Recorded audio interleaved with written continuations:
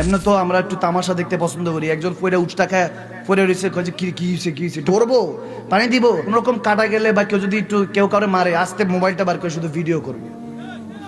সমাধান যে দরকার, মুসলমান হয়ে ওয়াতাসিমু বিহাবলিল্লাহি জামিআন ওয়া লা তাফাররাকু, ওই যে বিশৃঙ্খলা বাদ দিয়ে যে একত্রিত হব সেটা বাদ দিয়ে খালি এগুলো করার মধ্যে ব্যস্ত, ঠিক কি না?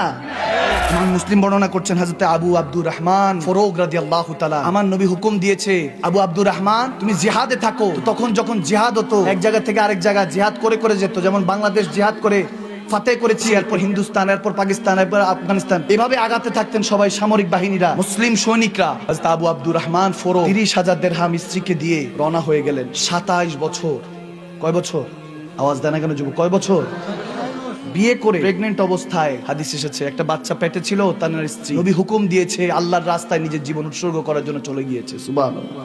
27 বছর তিনি খেদমত করেছেন। হঠাৎ রোম সালতানাত এক শহর ফাতে করার পরে, বিজয় লাভ করার পরে মনে পড়লো আমার তো স্ত্রী সন্তান আছে, তারা জানি কেমন আছে। আমার নবী যেমন মেরাজ রজনীতে 27 বছর কাটিয়ে এসেছেন, আল্লাহু আকবার, মনে হয় যেন হযরত আবু আব্দুর রহমান তিনিও 27 বছর যুদ্ধ জিহাদ করে গিয়েছেন। যখন মদিনাতুল মুনাওয়ারায় ফিরলেন, ফেরার পর নিজের ঘরে গেলেন, ঘরে প্রবেশ করছেন, সন্তান বলছে কে আপনি, আমার ঘরে কেন প্রবেশ করছেন অনুমতি ছাড়া? আবু আব্দুর রহমান তিনি বলতে লাগলেন যে আমার ঘরে তুমি কে যে তুমি দখল করে বসে আছো? ছেলে বাবাকে চিনে না, বাবা ছেলেকে চিনে না।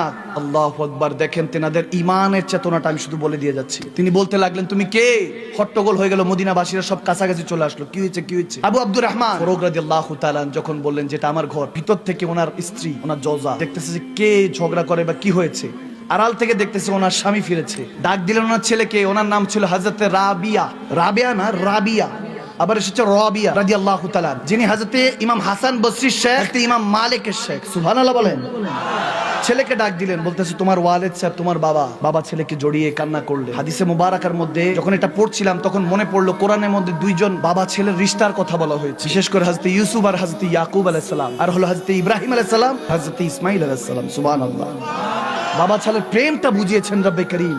কত দায়িত্ব। বাবাকে কখনো তুচ্ছ তাচ্ছিল্য করবেন না যে বাবা আমার জন্য কি করেছো, প্রশ্ন করেন না। কদমের মধ্যে চুমু দিয়ে বললেন যে বাবা তোমার ঋণ শোধ করা সম্ভব।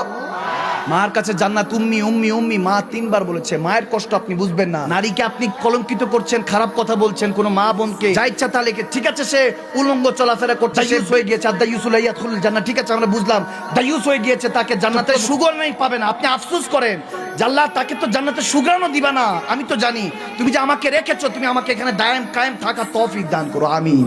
কেন এখানে যে বাজে কমেন্টস করে আসেন, খারাপ লেখেন? যেদিন মেয়ের বাবা হবেন ওদিন বুঝবেন মা জাতি নারী জাতির সম্মান কোথায়, ঠিক না?